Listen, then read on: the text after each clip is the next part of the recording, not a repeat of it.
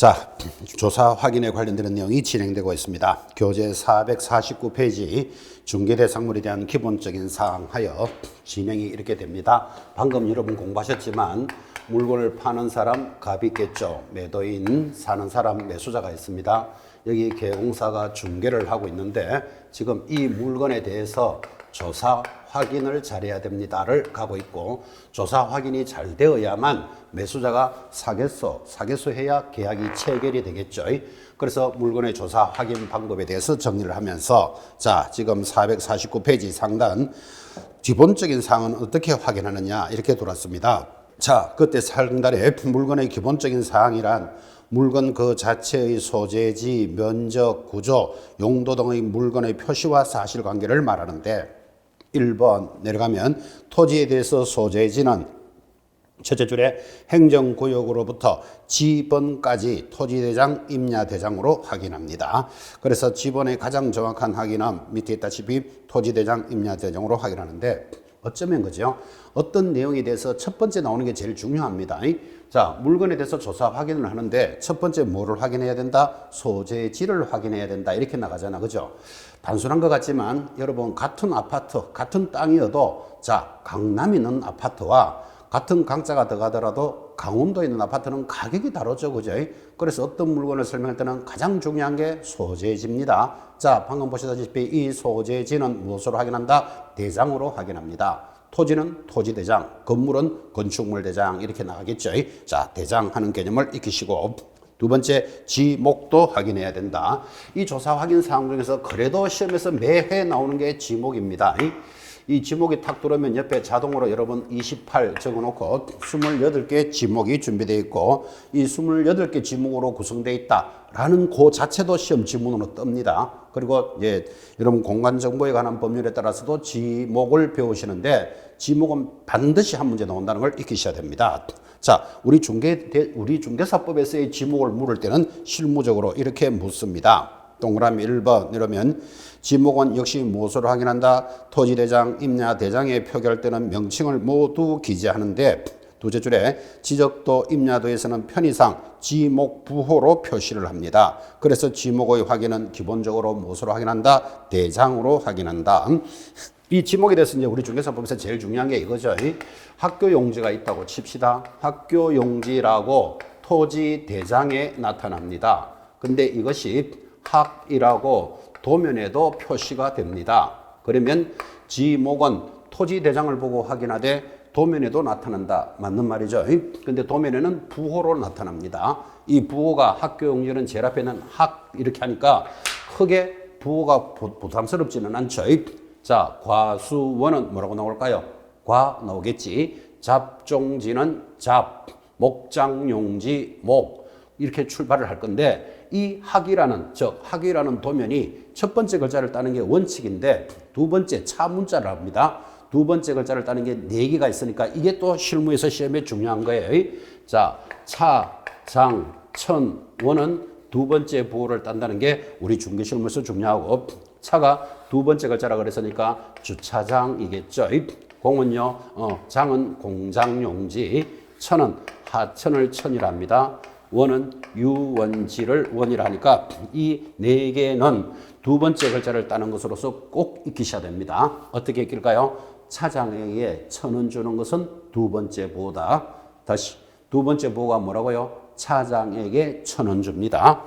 자, 여기에 여러분들이 제일 앞을 자 주가 들어옵니다. 주는 뭐다? 주유소 용지 이렇게 대답할 줄 알아야 됩니다.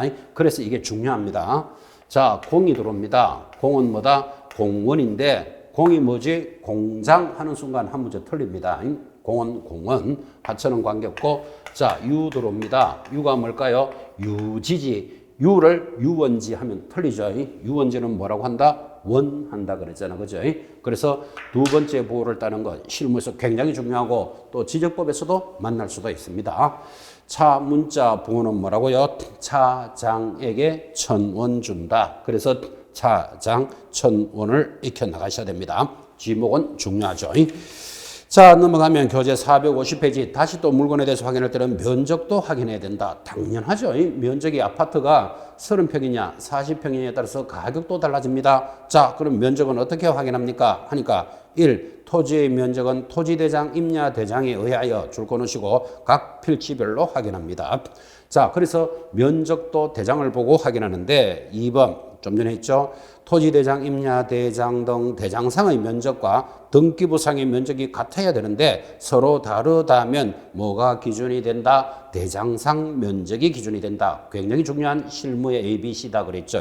체크해 놓으시고 이제 어쩌면 우리 중개실무에서는 3번이 제일 중요합니다. 면적의 단위 밑줄 것이고 자, 계량에 관한 법률에 따라 면적 단위는 제곱미터에 크게 동그라미를 합니다. 이거 위반하면 100만 원짜리 과태료다라는 게 보이시죠? 자, 우리 실무편에서 면적을 공부할 때는 이렇게 공부합니다. 면적은 무엇으로 확인하느냐 하니까 대장으로 확인하는데 이 면적의 부호는 반드시 제곱미터로 표시한다. 이게 중요하다 이 말이에요. 우리는 지금도 제곱미터로 표시한다고 배우셨지만 여러분들 수업 끝나고 나가시면서 야, 너희 아파트 몇 평이니? 평 이런 말 하죠. 평 하면 틀려요. 제곱미터로 표시합니다. 이를 또 어떤 사람은 뭐 평방미터 이렇게 이야기하는데 평방미터, 세제곱미터를 입방미터 이런 것들은 일본식 표현이랍니다. 앞으로 면적은 제곱미터로 한다라고 체크하시고 이를 위반하게 되면 100만 원 과태료라고 이야기하잖아. 그죠? 근데 우리끼리야 야 아파트 몇 평에 사냐 30평 이렇게 해도 뭐 100만 원 과태료 매길 일이 있겠냐마는 상업적으로 영업적으로 쓰는 데는 평 쓰면 걸리면 100만 원 과태료입니다. 그래서 여러분들 중개사무소 앞에 가보시면 123제곱미터 5억 이렇게 해놓은 거 보셨을 거예요. 그죠? 그래서 평을 쓰지 못한다는 걸 꼭 익히시고 그래서 일반인들은 야, 내 땅 100평을 팔아주세요 하면 일반인들은 100평이라고 듣지 이게 몇 제곱미터인지 잘 모르죠. 토지대장에는 제곱미터로 나타나니까 그래서 밑에 있는 부호 평을 제곱미터로 환산할 때는 평 곱하기 3.3058을 하면 제곱미터가 된다. 자, 그래서 제곱미터를 아는 방법은 평에다가 곱하기 3.3058을 합니다.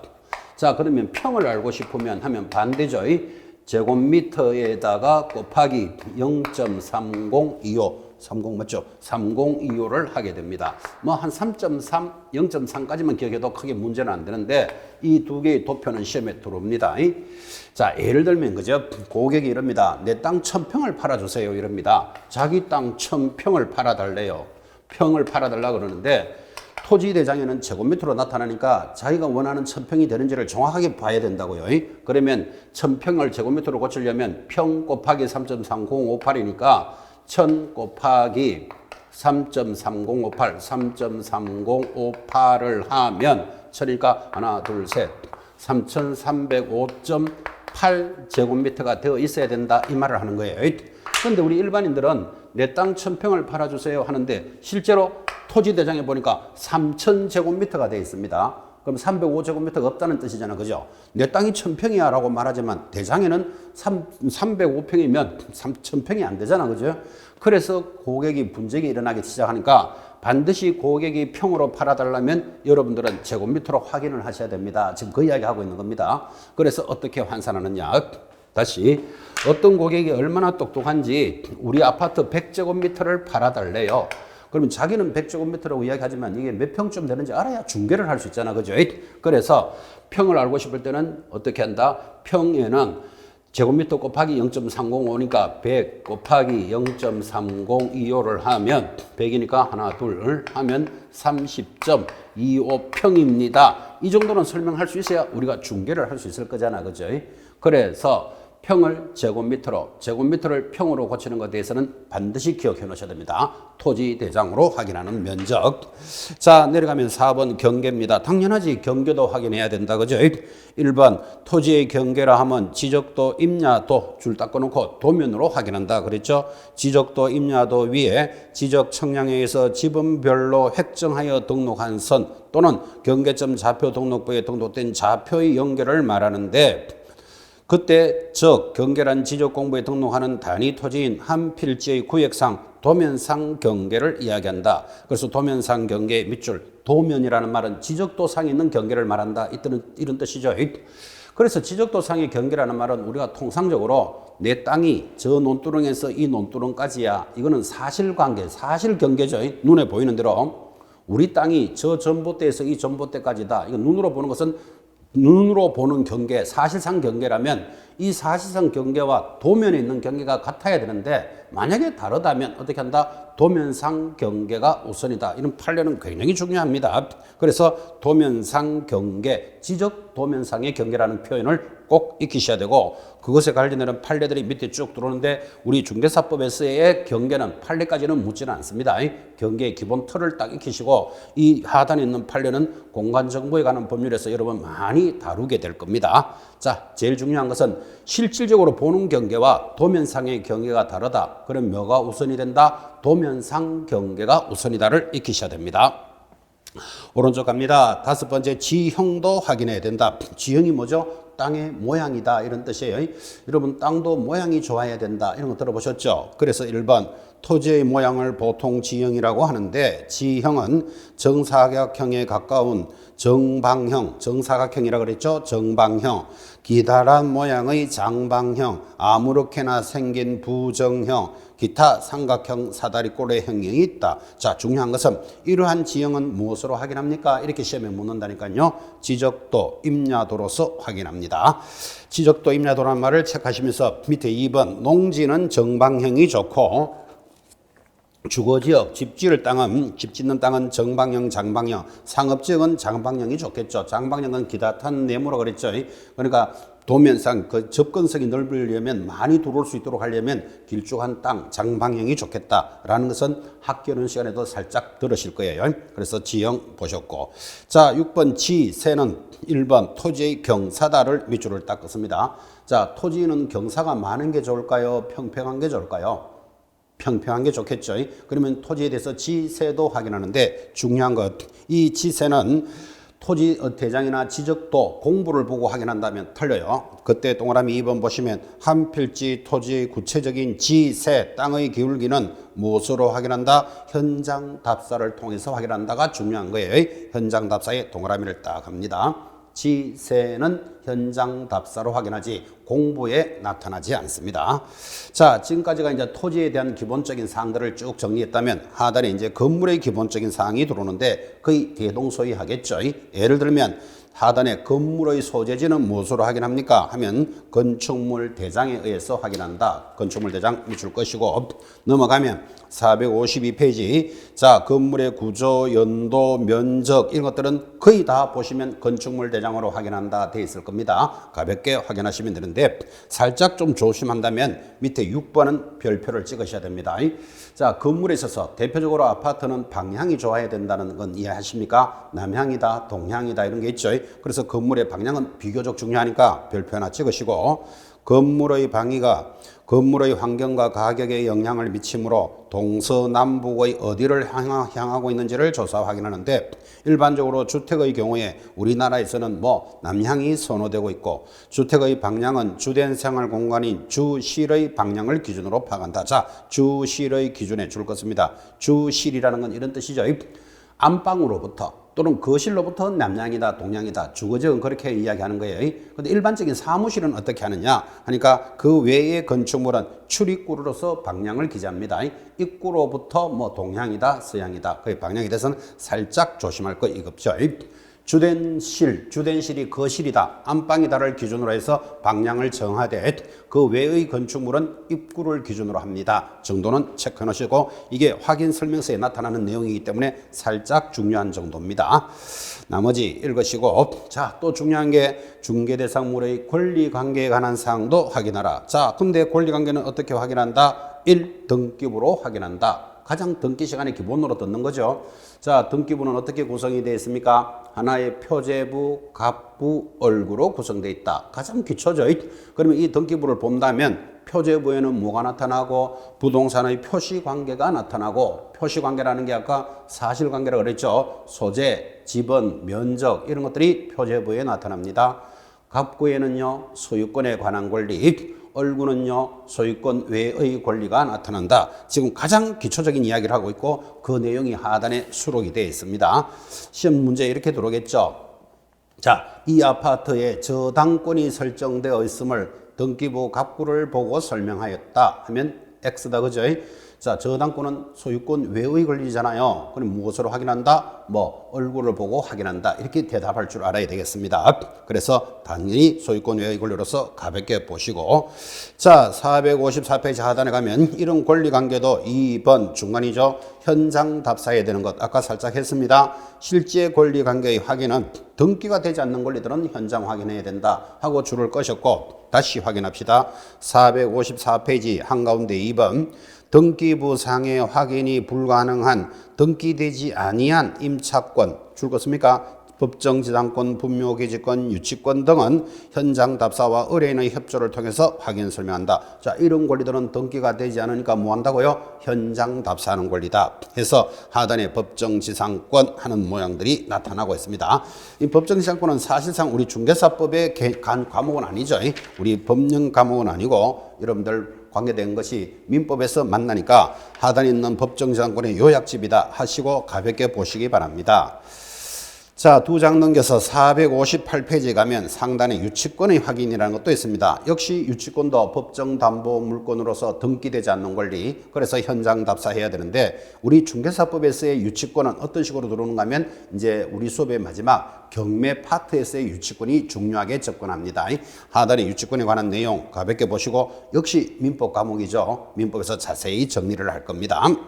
자, 459페이지로 오니까 이번에는 3번 분묘기지권의 확인인데 옆에 딱 보니까 자주 출제되고 있죠. 29, 30, 32 작년에도 출제됐다는 걸 알 수 있습니다. 자, 그러면 분묘기지권은 우리가 정리를 해야 될 단원이다. 자, 이 분묘기지권도 여러분들은 민법에서도 그대로 공부를 합니다. 그래서 민법에서도 공부를 하지만 우리 중개사법에서도 분묘기지권은 잘 출제가 되니까 하단에 분묘기지권을 정리하는데 분묘기지권이 무엇입니까? 하면 여러분들은 이렇게 대답을 할까요? 자, 여기 갑이라는 사람의 토지에 을이라는 타인이 무단으로 건물을 지었습니다. 그러면 여러분이 땅 주인이면 이 사람에게 뭐라고 이야기할까요? 내 땅에 다른 사람이 무단으로 건물을 지었다니까요. 그럼 당연히 철거하시오. 그래야 되죠. 만약에 이 건물이 63빌딩이다. 그럼 여러분 63빌딩은 철거 못하겠다는 건 이해하시겠죠? 그러면 땅 사용료를 내세요. 그럴 거예요. 자, 지극히 상식적인 이야기인데 똑같이 갑이라는 사람의 땅에 타인이 을이 무단으로 분묘를 설치했습니다. 타인이. 그러면 우리나라는 이 분묘를 보호해주는 권리가 있기 때문에 철거하지 않아도 되고 사용료를 내지 않는 권리. 그러니까 타인의 땅을 이용하는 권리를 분묘기지권이라고 하고 아주 우리나라에 있는 독특한 권리죠. 그러면 이게 왜 우리 중개법 시행하는 시험이 자주 나와야 되는가 하면 여러분들은 나중에 중개를 하실 때 어떤 분이 저 땅을 사주세요 합니다. 예를 들어서 10억에 왜 삽니까 하니까 거기에 골프 연습장을 만들려고 또는 전원주택을 설치하려고 10억 주고 땅을 샀는데 거기 분묘가 5개가 있고 5개를 철거도 못하고 사용료도 못 받는다면 그 땅을 사용하지 못한다는 말하고 같잖아. 그죠? 그러면 10억의 손실이 발생하겠죠. 그래서 개공사는 토지 등을 거래하려면 분묘기지권에 대해서 정확하게 알고 있어야 된다. 그래서 시험에 자주 낸다. 이런 뜻이에요. 자, 그래서 분묘기지권 들어왔고 지금 제가 쭉 말로 설명했는 게 동그라미 1번에 제시되어 있습니다. 자, 타인의 토지라고 그랬죠. 분묘를 설치한 자가 그 분묘를 소유하고 수호하기 위하여 그 기지를 사용할 수 있는 지상권에 유사한 일종의 물건으로서 이것들은 법이 아니고 판례에 의해서 인정되어 오는 것으로 관습법상 특수한 지상권에 해당한다. 그래서 여기 관련되는 분묘기지권은 법 조문이 있는 게 아니고 판례로서 모두 다 연결이 되어 있습니다. 자, 가볍게 들으셨고 이 성립 요건 비교적 중요한데 거기 A, B, C의 세 가지가 성립 조건이죠. 자, 첫 번째 A, 토지 소유자의 성낙 없이, 그 성낙 없이 동그라미 해놓고, 자, 타인의 토지에 분묘를 설치한 자가 이 사람의 성낙 없이 설치했더라도 옆에 20년간 평온 공연하게 점유하여 시효 취득까지 줄 것입니다. 만들어진 지가 20년이 넘었고 그동안에 분쟁이 없었다면 인정해 주겠다. B, 토지 소유자의 성낙을 얻어, 이번에는 성낙을 받았죠. 성낙의 동그라미, 분묘를 설치한 경우에도 당연히 철거하지 않아도 된다. 당연한 소리지. 을이 갑에게 나 이 땅을 사용해도 되겠느냐 성낙을 받았다니까요. 수납 받았으면 철거하지 않아도 되고 사용료를 낼 필요가 없죠. 성낙을 받았을 때 C. 자기 소유 토지에 분묘를 설치한 자가 차후에 그 분묘를 이장한다는 등의 자 줄것입니다. 특약 없이 토지를 매매하면 특약 없이 토지 매매에 줄 거 놓고 그게 실무에서 비교적 중요한데 자 이런 말을 하고 있습니다. 갑이라는 사람이 갑의 토지가 있었겠죠. 거기에 자기들의 관련되는 묘가 있었으니까 아무 문제가 없었을 겁니다. 세월이 많이 지나서 갑이 이 땅을 을에게 팝니다. 또는 여러분이 중개를 합니다. 그런데 이 땅을 팔면서 묘지는 그대로 따라오게 되면 분묘 기지권이 또 성립되잖아. 그죠? 그래서 특약 없이 하면 성립한다. 그럼 이 말을 여러분 잘 들었다면 나중에 여러분이 땅을 사는 사람, 을이거나 중개를 하는 사람이면 이 묘를 언제까지 철거할 것입니까? 특약을 해야 되죠. 특약을 안 하면 성립한다. 지금 그랬잖아. 그죠? 그래서 예를 들어서 계약금을 지급하면서 자 10억에 대해서 계약금 1억을 지급하고 이번 8월 달까지 중도금 4억을 지급하기 전까지 이 분묘 5개를 철거한다라고 특약을 해야만 성립하지 않는다. 그런 뜻이죠. 자, 성립의 조건 3가지. 비교적 중요한 게 A가 제일 중요합니다. 타인의 토지에 성낙 없이 설치했더라도 20년간 평온 공연했다면 시효 취득으로 인정한다. 성낙을 했을 때 인정하는 건 당연한 거잖아요. 땅 주인이 해도 좋다 그랬으니까. 그리고 별도의 특약 없이 거래하면 성립합니다. 이 3가지 조건 기억하시고 박스 밑에 니은 봉분의 형태를 갖추고 있어야 하는데 그러므로 줄 걸까요? 평장이나 암장의 경우에는 분묘기지권이 성립되지 않는다. 지금 거기 있는 니은 디귿이 계속해서 시험에 들어옵니다. 디귿, 유골이 존재하여야 한다. 그러므로 유골이 존재하지 않는 가묘 동그라미 놓고 뒤에서는 분묘기지권이 인정되지 않는다가 시험에서 제일 중요하다니까요. 자, 타인의 토지에 내가 이런 권리가 철거를 하지 않는 권리가 있다는 것을 남들한테 알려야 되잖아요. 알리는 것을 공시한다 이렇게 말합니다. 알려야지 그런 권리가 있다는 걸 알게 되니까 공시 방법에 가묘 인정할 수 없다. 평장도 인정할 수 없다. 암장도 인정하지 않는다가 이 단원에서는 제일 중요하다니까요. 가면은 뭐라고요? 시신이 안치되어 있지 않습니다. 여러분 밖에 나가 보시면 보통 이런 거 있죠. 자 여기 오래전에 돌아가신 아버지 산소가 있다고 치고 어차피 어머니 오시면 여기 쓸 거니까 임시로 아버지는 산소를 쓰면서 어머니 산소는 아직 시신이 없는데 임시로 만들어 놓고 있는 게 있습니다. 이런 것을 가묘라고 부르고 가묘가 20년이 되었다고 이런 권리를 인정해 주는 것은 아니라는 뜻이에요. 가묘 인정하지 않는다. 평장도 인정하지 않는다. 자, 여러분 아시다시피 우리나라는 크게 하거나 작게 하거나 이렇게 봉을 하죠. 뽕긋하게. 이게 여기 묘지가 있다는 걸 남들한테 알려주는 공시 방법이죠. 뭐 봉우리가 클 수도 있고 작을 수도 있겠지만 근데 이게 없어. 그러면 이렇게 평장이 되어 있다면 공시가 되지 않잖아. 그죠? 이런 것들은 인정하지 않는다. 암장 마찬가지 어디에 묻었는지 알 수가 없잖아. 그죠? 그래서 이것들은 분묘기지권이 적용되지 않는 3가지인데 의외로 이게 시험에 제일 잘 나옵니다. 가묘, 평장, 암장은 인정하지 않는다. 자, 이제 내려가면 시간적 범위입니다. 자, 그럼 시간적 범위라는 뜻은 이거겠죠. 그럼 타인의 토지에 있는 이 분묘를 언제까지 가지고 있을 수 있느냐? 100년 동안 인정해준다, 200년 인정해준다 라는 시간의 개념은 어떻게 되느냐 하니까 기억, 존속기간에 대해서 당사자 사이에 약정이 있으면 약정에 따르되 약정이 없으면 줄 걸까요? 권리자가 분묘의 수호와 봉사를 계속하여 분묘가 존속하는 한까지 줄 거놓고 그 기간을 인정해 줍니다. 굉장히 권리가 크죠. 자, 타인의 토지에 있는 것을 철거하지 않아도 되고 사용료를 내지 않는 권리는 언제까지 인정해 주느냐 하니까 분묘가 존재하면서 수호 봉사하는 한 연결해 주겠다. 즉 벌초 지내고 묘사하고 하는 동안에는 영원히 인정해 줍니다. 시간적 범위 굉장히 크죠. 그죠? 넘어가서 장소의 범위입니다. 자, 장소라는 말은 이런 뜻이겠죠. 이렇게 분묘가 있으면 어디까지 인정해 주느냐? 좀 전에 이야기했다시피 여기 분묘가 있는 봉분에만 인정해 주느냐라는 문제에 대해서 장소의 범위 A. 분묘기지 자체 봉분의 기저뿐만 아니라 분묘의 수호와 제사에 필요한 범위 내에서 줄 것입니다. 분묘의 기지 주위의 공지를 포함한 지역까지 줄 것이어야 됩니다. 그러니까 공지를 포함한 지역이니까 봉분에만 하는 게 아니고 주위의 공지도 인정해 주겠다 이 말이에요. 그래서 타인의 토지에 있는 묘에 대해서 권리가 굉장히 크죠.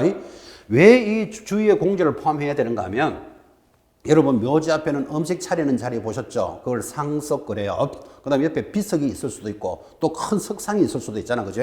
그럼 이런 것들이 앞에 있는데 요 기지에만 한정해 줘 버리면 그것들은 철거해야 된다는 문제가 생기니까 주위의 공지를 포함한다 이렇게 딱 들어오죠. 이거를 시험에서 뭐라고 들어올까요? 기저 부분, 봉분의 면적에만 한정되는 권리다. 그러면 X의 방금 줄 것이었죠? 주위의 공지를 포함한다. 자, 이러다 보니까 사성은 어떻게 되느냐? 사성은 묘지 뒤에 이렇게 바늘형의 언덕이 있는 걸 본 적이 있습니까? 뭐 바람막이 같은 거죠.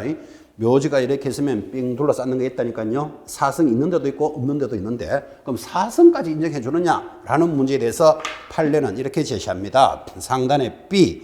그러므로 사성, 무덤 뒤를 반달형으로 둘러싼 둔덕이 조성되어 있다 하여 반드시 그 사성 부분을 포함한 지역까지 분묘 기지권이 미치는 것은 아니다. 참 어렵게 말하죠. 자, 사성은 뭐라고요? 반드시 미치는 것은 아니다. 이 말은 사성이 묘지 바로 뒤에 있으면 인정해줘도 돼. 주위에 공지를 포함하니까.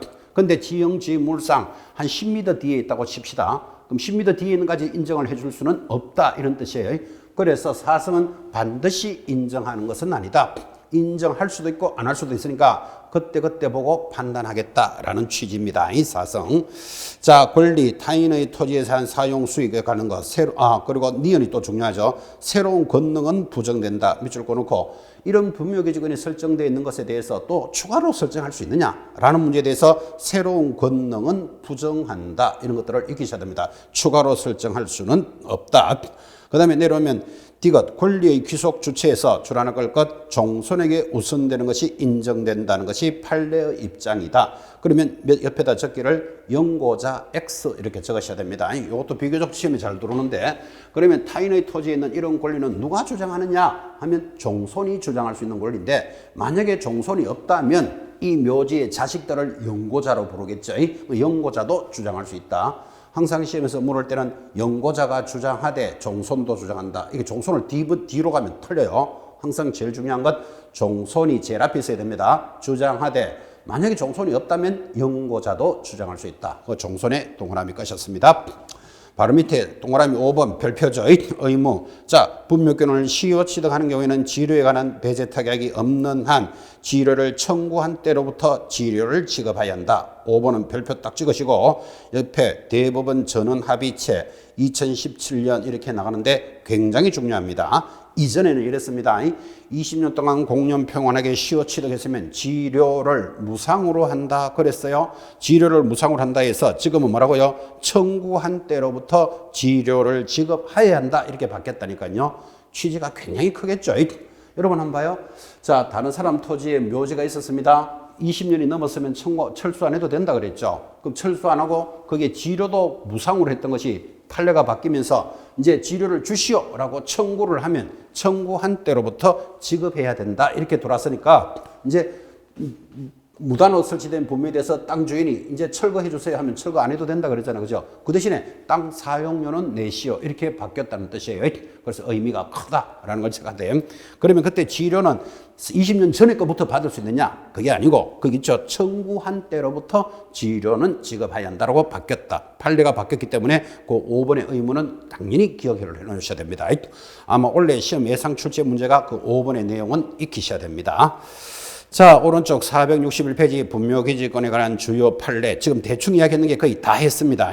다 했으니까 천천히 익히시고 그 내용들이 거기 다 연결되어 있습니다. 넘어가셔서 중요한 판례들이 있었다면 이번에는 교재 465페이지 장사 등에 관한 법률이 들어옵니다. 자, 465페이지 상단 장사에 관한 법률이 역시 29회, 30회 이런 식으로 우리 중개사법에서 들어오고 있다는 걸 보고 있죠. 자, 그러면 지금 여러분들이 분묘기지권 하는 걸 지금 공부를 하셨는데 이것을 공부해 보니까 소감이 어떻습니까? 소감이 이렇죠. 타인의 토지에 있는 무단으로 설치된 분묘라도 일정한 조건이 맞으면 철거하지 않아도 되고 사용료도 받지 않는 분묘를 보호해 주는 권리다. 이런 개념이 있어야 되죠. 그래서 우리나라에만 인정하는 이런 관습적으로 독특하게 인정해 주는 법인데 이런 분묘기지권이 이제 있으니까 우리나라 같이 좁은 국토에 해마다 묘지로 들어가는 땅이 여의도만한 땅이 들어간대요. 여의도만한 땅이 자꾸 없어진다 그런 말이죠. 묘지로.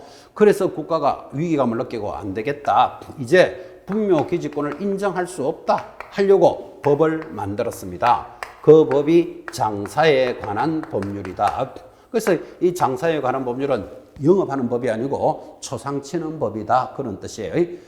개공사가 될 사람은 아는 것도 많아야 되죠.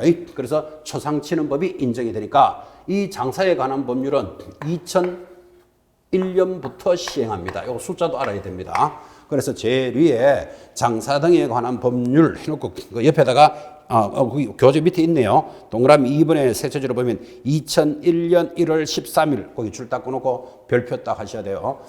법률을 공부할 때 몇 년도부터냐 이거는 처음으로 나올 거예요 이게. 그래서 1월 13일까지는 모르더라도 2001년도부터 적용한다. 이게 굉장히 중요한 표현입니다. 실제로 실무에서 이렇게 만나겠죠. 자, 여러분이 이제 시골에 뭐 예를 들어서 50년 전에 돌아가신 할아버지 산소가 있는데 그 땅이 우리 땅인지 남의 땅인지 모르고 묘지가 있었고 50년 동안 있었는데 지금 땅 주인이 나타나서 철거해 주세요 그럽니다. 그럼 여러분들은 20년이 넘었고 공연 평원에 있으니까 철거 안 해도 되겠죠. 뭐 지료는 이제 청구할 수 있다 그랬는데 안 해도 되는데 이렇게 인정해 주는 분묘기지권은 2001년 이전의 것만 인정을 해줍니다. 그래서 이것을 인정해 주지 않으려고 장사에 관한 법률이 만들어졌다 그랬으니까 2001년도부터 만들어진 것은 이런 게 적용이 안 되는 거예요. 그래서 만약에 그런 묘지에 대한 분쟁이 생기기 시작했다면 이게 몇 년도에 만들어졌냐부터 체크하셔야 돼요. 그래서 이 실무에서 중요한 거예요. 그래서 굳이 적어놨잖아요. 2001년 1월 13일부터 시행됩니다. 그래서 장사에 관한 법률은 분묘기지권을 인정해주지 않는 법이다. 그래서 좀 더 세련된 법이죠. 분묘기지권도 시험에 잘 들어왔지만 이것에 관련되는 실무로서 장사에 관한 법률은 비교적 세련됐고 크게 한 문제거리는 아니고 한 문제가 나오거나 지문에서 맞느냐 틀리느냐를 지나갑니다. 그래서 이 분묘기지권을 보호해주지 않기 위해서 장사에 관한 법률을 만들었으니까 이 법의 특징은 작게 만들어서 묘지를 작게 만들어서 일정한 시간이 지나면 철거해야 된다는 법이니까 장사에 관한 법률은 면적과 기간을 시험에서 묻게 되어 있습니다. 자, 465페이지 하단에 보니까 장사에 관한 법률 주요 내용 했고 하단에 정의 들어오죠. 뭐 매장, 화장, 자연장 참고로 보시기 바랍니다. 우리 시험하고 관련이 없죠. 면적하고 기간이 중요하다 그랬습니다. 그래서 그 내용에 대해서 교재 한 장 넘기시면 거기 국가가 설치한 466페이지 줄 하나 꽂고 갑시다. 거기 3조 제목에 줄 것입니다. 국가가 설치 운영하는 장사시설에 대해서는 배제한다. 그거 줄 딱 것이고 거기 뭐라고 뭐는가 하면 이런 장사에 관한 법률은 작게 만들어서 일정한 기간이 지나면 철거를 해야 되는 것이니까 거기에 국가가 진행하는 묘지에 대해서는 적용하지 않는다가 중요하다고요. 그럼 국가가 운영하는 묘지는 뭐 국립묘지 이런 거죠. 이런 것들은 이 법이 적용되지 않습니다. 국립묘지는 국가 유공자를 모시고 있는 곳인데 일정한 시간이 지나면 철거하라 그럴 수는 없는 거잖아, 그죠? 그래서 독특하게 그거 하나 줄 꺼놓고 국가가 운영하는 시설에는 적용하지 않습니다. 자, 면적과 기간이 중요하다 그랬으니까 면적이 470페이지에 나타납니다. 470페이지로 넘어와서 상단의 제18조 분묘의 점유 면적 거기 별표 하단의 19조 분묘의 설치 기간 요 두 개가 출제된다 그랬죠. 자, 면적 봅시다. 18조 공설묘지, 가족묘지, 종중문중묘지 또는 법인묘지 안의 분묘 한기 및 그 분묘의 상석, 비석 등 시설물을 설치하는 구역은 10제곱미터 밑줄 합장하는 경우에는 15제곱을 초과할 수는 없다. 자, 여러분 공원묘지 이런 데 가보셨나요? 묘지가 다다다닥 있죠. 10제곱미터 3평을 기준으로 합니다. 부부가 합장하면 15제곱미터, 즉 5평을 기준으로 합니다. 중요합니다. 이거 문제 잘 들어오니까. 그 다음 2번 개인 묘지는 역시 줄 것입니까? 자기 땅에 자기 묘지를 설치한 자가 있겠죠. 개인 묘지는 얼마? 30제곱미터를 초과할 수는 없다.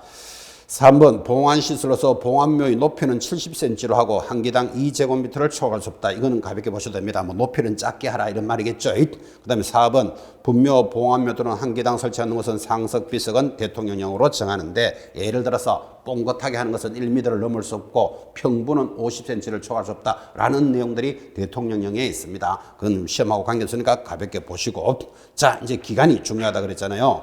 내려가면 19조 설치 기간 1번 13조에 따른 공설묘지 14조에 따른 사설묘지에 설치된 분묘의 설치 기간은 줄 걸까요? 30년으로 한다. 밑줄 딱 긋습니다. 그래서 이제는 묘지는 30년만 인정해주고 나머지는 철거하라라는 뜻인데 만약에 30년 만에 철거하라 그러면 좀 서운한 사람이 생기겠죠. 그래서 한 번은 연장을 해줍니다.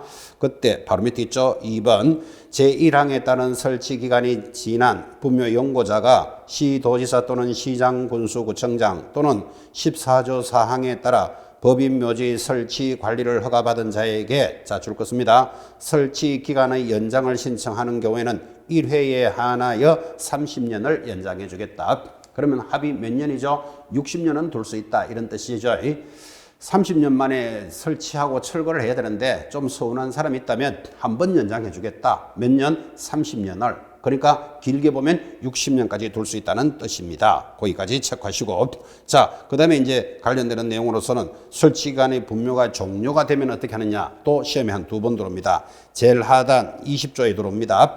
설치기간이 종료된 분묘의 처리는 어떻게 합니까? 하니까 1항 19조에 따른 설치기간이 끝난 분묘 연고자는 설치기간이 끝났는 날로부터 1년 이내에 자 1년의 동그라미 이거를 2년 이런 식으로 출제를 합니다. 1년 이내에 해당 분묘에 설치된 시설물을 철거하고 매장된 유골을 화장하거나 봉안하여야 한다까지만 익히시는데 자 이제 30년 또는 연장했으면 60년이겠죠. 끝나면 화장하여 봉안한다. 봉안한다는 말은 받들어 모신다 그런 뜻인데 예전에는 화장하여 납골하여야 한다 그랬어요. 납골이란 말 들어보셨나요? 화장을 하면 뼈가 남잖아, 그죠? 그걸 뽑아 쑤어서 납골이라는 말은 서랍에 넣어놓는 것을 납골이라 합니다. 수납장 이런 말 들어보셨죠? 수납, 서랍할 때 납자 그러니까 납골인데 말이 좀 거칠잖아, 그죠? 서랍에 넣어놔라 이러니까 그래서 이걸 고쳐서 봉안한다라고 고쳤으니까 말은 똑같은 거예요. 화장하여 받들어 모신다. 봉안하여야 한다. 그랬습니다. 얼마 만에 화장해야 된다고요? 1년 안에. 자, 이것들이 법이기 때문에 이거를 위반하면 1년 징역 1,000만 원 벌금 이런 게 다 붙어 있습니다. 제재가. 근데 우리나라는 이 분묘에 관한 것은 워낙 관습이 세기 때문에 법률로서 찾기 무리죠. 예를 들어서 지금 30제곱미터를 초과할 수 없다라고 여러분 공부하셨으면 30제곱이 10평입니다. 근데 지금 밖에 나가면 사회 지도층들이 호화 분묘를 설치한다는 건 많이 들으셨죠? 뭐 대통령 후보가 되는 사람이 부모의 산소를 옮겼다, 뭐 재벌 회장님이 돌아가시면서 어떻게 했다 이런 거 많이 들으셨는데 그분들 몇 조그만하게 할까요? 크게 할까요? 크게 하게 돼 있죠. 지도층들이 오히려 이 법에 의미가 없도록 만듭니다. 근데 이제 어차피 법을 만들어 놓으면 서서히 따라가니까 시험용으로는 이 면적과 분묘의 종료 이런 것들은 우리는 체크하셔야 됩니다. 관습법이 워낙 세기 때문에 이제 관습에 비해서 뭐 제재가 다 있지만 사실은 뭐 신고 안 했다고 1년 징역 1,000만 원 벌금 받았다 이런 거 잘 없잖아, 그죠? 관습이 세기 때문에 그런데 그래도 장사에 관한 법률을 만들면 사람들이 일정한 시간이 지나면 화장하여 납골한다 이랬으니까 일찍 처음부터 화장하자라는 문화가 서서히 다가옵니다. 이게 이제 법을 만들어 놓으면 국민들은 20년 동안 따라가는 모습이기도 하죠. 자, 장사에 관한 법률에 대해서는 지금 체크했는 내용 정도로만 체크하시면 됩니다. 관심 있는 분은 오른쪽에 거기 471페이지 제4장 무연고, 무효 주인 없는 분묘는 어떻게 처리하느냐 이런 건 가볍게 확인 한번 해보시기 바랍니다. 자, 이제 넘어가면 그 내용들에 대해서 표가 들어오는데 교재 473페이지 상단 묘지의 설치 기준 사실 이게 법조문인 걸 다 지금 엮어놓은 거예요. 그래서 473페이지 상단에 있는 묘지의 설치 기준에 대해서는 여러분 반드시 익히셔야 됩니다. 자, 반드시 익혀야 되는 것 펴봅시다. 9분 상단에 가니까 개인묘지 매장 후 30일 내로 신고한다. 거기에 30일의 동그라미 밑에 신고의 동그라미. 그런데 오른쪽 가족묘지, 가족은 개인보다 좀 범위가 크죠. 가족, 더 큰 것, 종중, 문중, 더 큰 것, 법인묘지를 청구, 공원묘지 이런 거 들어보셨죠? 이런 것들은 규모가 크기 때문에 거기 첫째 줄에 사전 허가사항이다. 허가의 동그라미. 별로 어렵진 않죠. 개인묘지 하나는 뭐 신고사항이다. 그럼 개인보다 큰 것 가족 묘지, 가족보다 더 큰 것 문중, 종중, 위에 법인 묘지는 허가사항입니다. 자, 면적이 중요합니다. 하단 개인 묘지는 얼마나 그랬죠? 30제곱을 초과할 수는 없다. 그러면 가족, 종중, 문중 묘지는 자, 가족 묘지는 얼마? 100제곱 이하로 갑니다. 100제곱 이하의 동그라미. 밑에 종중, 문중은 얼마? 1000제곱 이하. 법인 묘지는 10만 제곱미터 이상 이렇게 돼 있죠. 자, 결코 어렵지 않죠. 이게 숫자가 단조롭잖아요. 자, 다시 중요한데 개인 묘지는 얼마? 30제곱을 초과할 수 없다. 개인보다 큰 것 가족이잖아요. 가족은 100제곱미터를 초과할 수 없다. 가족보다 더 큰 것 종중, 문중 묘지는 100의 큰가 1000제곱미터를 초과할 수는 없다. 1000제곱 이하. 나머지 법인 묘지는 유일하게 10만 제곱미터 이상으로 되어 있습니다. 10만 제곱미터 이상. 자, 하단의 봉분의 형태 살짝 이야기했지만 높이는 1m를 초과할 수 없다. 평분은 50cm 아까 살짝 했죠. 뽕긋한 것을 봉분이라는데 땅으로부터 1m 작게 만들어라 이런 뜻이죠. 50cm를 초과할 수 없다. 까지는 여러분 상식으로만 보시기 바랍니다. 묘지에 설치기 전 그 표가 아주 중요합니다. 자, 이번에 넘어가면 474페이지에 중간에 핵심이라는 자연장지의 조성 기준이 들어옵니다. 이게 또 좀 더 세련된 내용입니다. 자연장지라는 게 이거죠. 지금 우리가 하고 있는 것이 묘지에 대해서 공부를 하셨는데 묘지 뭐 공부하셨어요? 자, 뭐 개인은 30제곱을 초과할 수 없다. 가족 100, 종중은 1000, 법인 묘지는 10만 제곱미터일 때 이 묘지라는 것은 이렇게 봉분이 있는 것을 묘지라 그래요. 그런데 더 세련된 게 지금 보고 있는 표는 자연장지라고 돼 있잖아. 그죠? 자, 자연장지는 이런 봉분이 없는 거예요.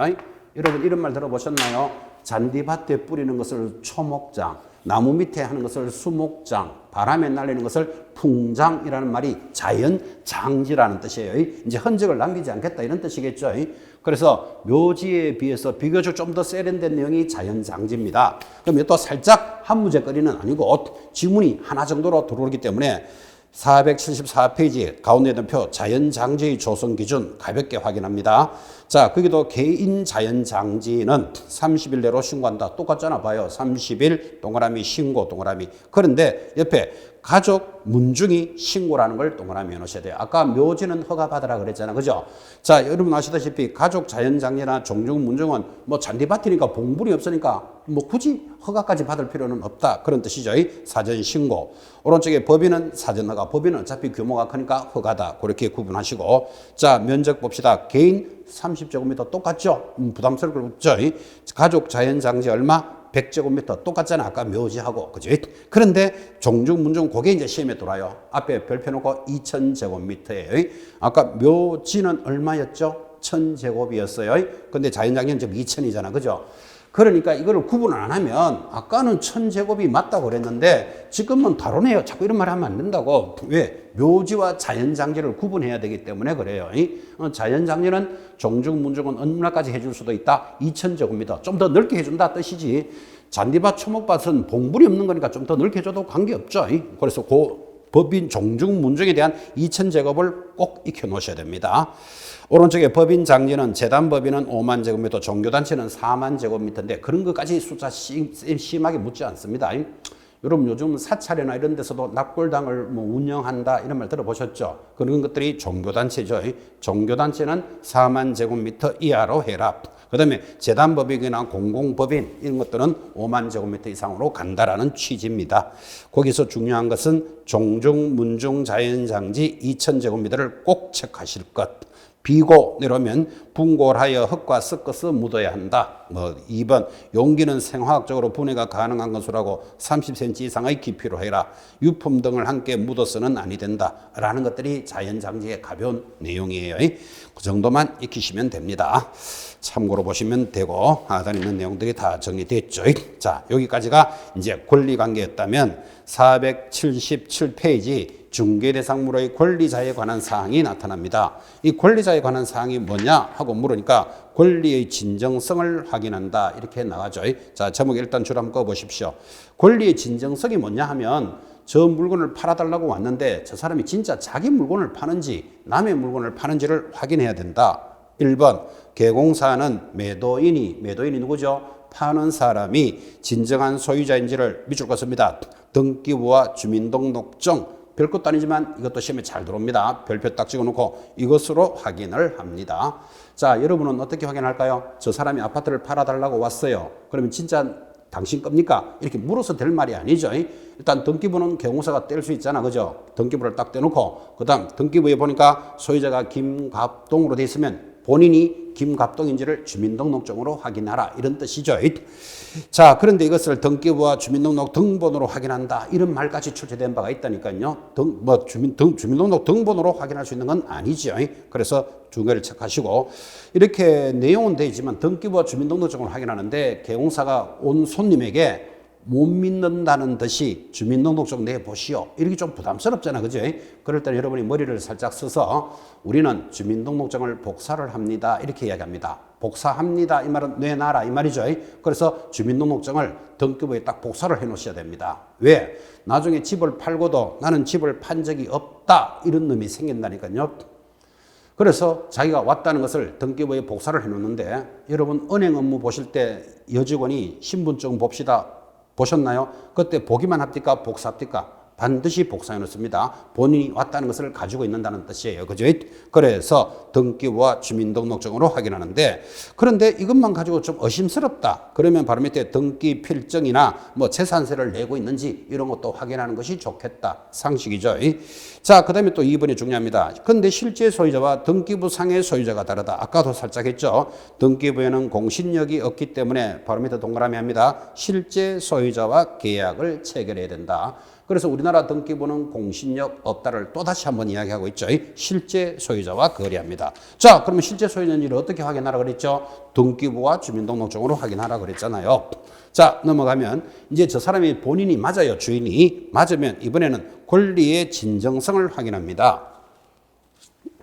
자, 권리의 진정성이라는 게 뭘까요? 하니까 1. 임의 대리인과의 계약을 체결하는 경우 이렇게 들어왔죠.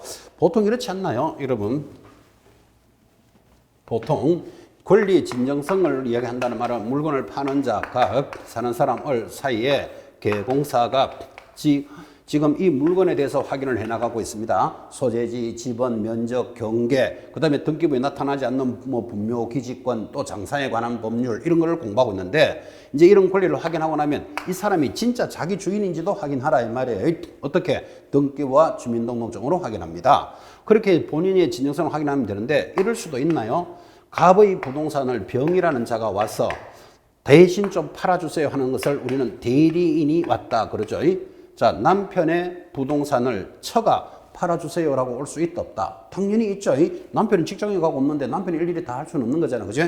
그래서 이런 대리인이 왔을 때는 진정성을 어떻게 확인해야 되느냐? 그걸 임의 대리인이라고 적어놨잖아요. 지금 그죠?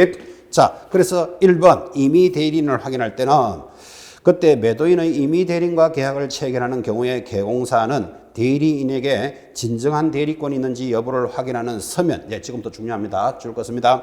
본인의 인감이 첨부된 위임장 줄 거놓고 별표 딱 찍으셔야 됩니다. 본인의 인감이 첨부된 위임장을 제시하도록 요구하여 확인하여야 하고 또한 이러한 서류를 구비하였더라도 의심스러운 점이 있다면 대리권을 수여한 본인에게 대리권 수여 여부에 관한 내용을 직접 확인하는 것이 바람직할 것이다. 이 말을 하고 있습니다. 자, 남편의 부동산을 처가 팔아주세요 하고 오면 이 대리인이 진정한 대리인인지를 어떻게 확인한다? 본인의 인감이 첨부된 위임장으로 확인한다라고 지금 줄을 것이었고 별표인데 이때 본인의 인감이라 할 때 갑일까요? 병일까요? 갑이죠. 우리는 갑을 본인이라 합니다. 자, 여러분 대리권에서 배우시지만 갑을 본인과 거래를 하는 자를 상대방 그럽니다. 그리고 이 본인을 대신해서 대리인이 있고 대리인의 행위는 누구를 위한 것으로 본다? 본인을 행한 것으로 본다. 그래서 남편의 인감이 첨부된 위임장으로 확인합니다. 본인이라는 개념을 잘 보시고 지금 보고 있는 것이 이 갑이라는 사람이 개인일 때 이야기를 하고 있죠. 등기부와 주민등록증으로 확인해야 된다. 이제 이렇게 본인 여부를 확인하고 임의 대리인이면 본인의 인감이 첨부된 위임장으로 확인한다라고 들어갔는데 여러분 법인이면 어떻게 확인할까요? 그 법인도 똑같아. 예를 들면 코롱 주식회사가 공장을 팔려왔습니다. 그러면 코롱 주식회사 대표자 본인이 올 수도 있지만 뭐 총무부장 이런 사람이 올 수도 있잖아. 그죠? 총무부장을 뭐라고 부른다? 대리인. 그럼 대리인도 마찬가지. 회사의 인감, 호롱 주식회사의 인감이 첨부된 위임장으로 확인한다. 내용은 똑같다 이 말이에요. 개인이거나 법인이거나. 그래서 나중에 여러분들은 개인하고 거래할 일이 많겠죠. 근데 법인하고 거래할 일도 의외로 많습니다. 예를 들면 놀부보쌈집을 하나 구해주세요. 놀부보쌈집 할 만한 점포를 하나 구해주세요 하면 여러분 이런 점포에 놀부보쌈이라는 체인점이죠. 이런 본사의 직원이 와서 계약을 할 때 그 직원들은 당연히 회사의 인감이 첨부된 위임장을 가지고 있습니다. 그래야 계약이 되니까. 그래서 개인이나 법인이나 확인하는 것은 똑같다 라고 하고 밑에 박스, 참고, 임의 대리인 지금 설명한 게 그대로 연결이 되어 있을 겁니다. 자, 그런데 밑에 박스 밑에 가면 동그라미 2번 법정 대리인과 거래를 합니다. 법정 대리인이 누구죠? 그때 계약을 체결할 때는 미성년자나 피한정 후견인, 피성년 후견인의 법정 대리인과 계약을 체결하는 경우에는 법정 대리 권한이 있는지 가족 등록부, 이걸 옛날에는 호적 등본 그랬어요. 이것을 통해서 확인합니다. 자, 법정 대리인이란 말은 이 갑이 미성년자입니다. 그럼 15살이라고 합시다. 15살짜리가 집을 팔려고 왔다. 그럼 우리는 미성년자가 왔으면 단독으로 법률 행위를 하면 위험할 수 있다는 건 이해하시겠죠? 그래서 법정 대리인이 누구? 아버지나 어머니, 부모의 동의를 받고 거래해야 된다고. 그때 부모의 동의를 받고 거래할 때 부모인지는 무엇으로 확인한다? 가족관계 등록부로 확인한다. 지금 이렇게 온 거예요. 자, 또는 이 갑이라는 자가 피한정 후견인, 살짝 갖는 사람입니다. 하늘 쳐다보고 1시간씩 웃는 자를 피한정 후견인, 하루 종일 입 벌리고 웃는 자를 피성년 후견이라고 부르는데, 자, 피한정 후견이나 피성년 후견인이 물건을 거래하러 왔다. 정상적이지 않잖아, 그죠? 그러면 이 사람들의 누구 후견인인지 여부를 가족관계 등록부로 확인하고 거래한다는 뜻이에요. 그걸 우리는 뭐라 부른다? 법정 대리인과의 거래다까지 정리한 겁니다. 자, 이렇게 해서 이제 권리의 진정성, 당사자의 진정성을 확인했다면 그 다음 중요한 게 처분 능력을 확인하라 이렇게 갑니다. 처분 능력에 별표 해놓고 잠깐 쉬었다가 처분할 능력이 어떻게 되는지를 확인하도록 하겠습니다. 10분 쉬었다 갑니다.